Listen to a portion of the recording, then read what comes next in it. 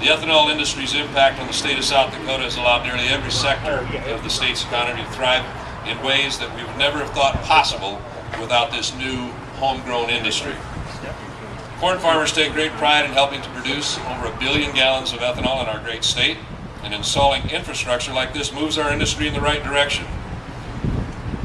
Away from our dependence on foreign oil, it moves towards a cleaner burning, homegrown, renewable fuel, supporting South Dakota's largest industry, which is agriculture.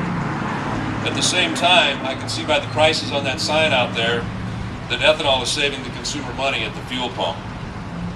South Dakota has led the nation in developing infrastructures for higher blends of ethanol. Today we're here to congratulate King's Mart for being the first one to offer greater access to consumer fueling choices in the city of Sioux Falls. Thank you, King's Mart. I want to thank, of course, David Freemark, his leadership of the South Dakota Corn Utilization Council, in partnership as well with the South Dakota Corn Growers Association, the leaders, the men and women of that organization that have made today possible, and of course, the Wangs here at King's Mart, and being the first station here in Sioux Falls, our largest community in South Dakota, leading the way, again, to give consumers more choices at the pump. And I'm also glad to see that Recovery Act dollars are being put to use to ensure installation of blender pumps across the state of South Dakota. As you know, Mitch Fargen in the House and Dave Knudsen in the Senate led the way in this legislative session. Governor Round signed that law last month to use $1 million of the Recovery Act dollars that we passed over a year ago out in Washington to give a $10,000 grant to station owners like the Wangs and others who will apply from starting last month through mid-May to again help offset the cost of installing blender pumps at their stations. In Congress, we're working to take other measures to make sure that there's adequate infrastructure available, as well as vehicle choices for our consumers to meet the needs and enhance their choices and increase access to biofuels. I have worked closely with a Republican colleague, John Shimkus of Illinois, to introduce a bill that includes stronger tax incentives for service station owners to install blender pumps, to correct an IRS interpretation of that credit so that they can claim the full value of the entire cost of dual-purpose fuel dispensers. We're working closely with Chairman Boswell, who was with us here in Sioux Falls just a couple of months ago, as it relates to pipeline infrastructure and federal loan guarantees for innovative technologies and improving that loan guarantee for biofuels pipelines, guaranteeing that rate at 90%.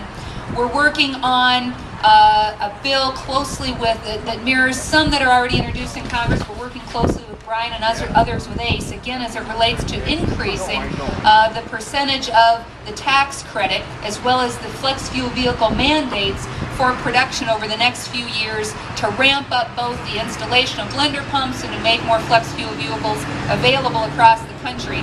And not just the blender pumps, but the storage tanks as well. We know that's an important part of the infrastructure necessary to make this a reality at our stations across the state.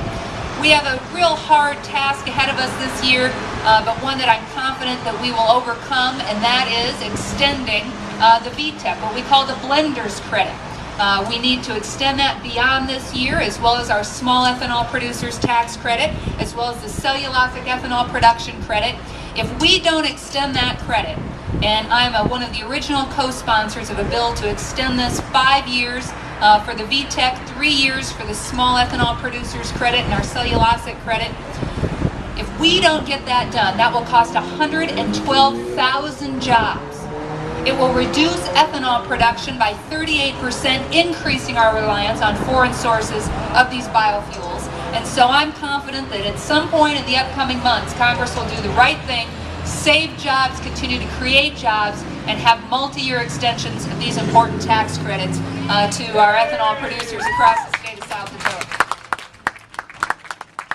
Now, while the vehicles that will be filling up today, starting at 11, will be coming on in. We've got the E10 blend available for any cars that are on the road today. We've got any blend up to E85 that flex fuel vehicle owners can fill up with here today, choosing the E30 blend that's available.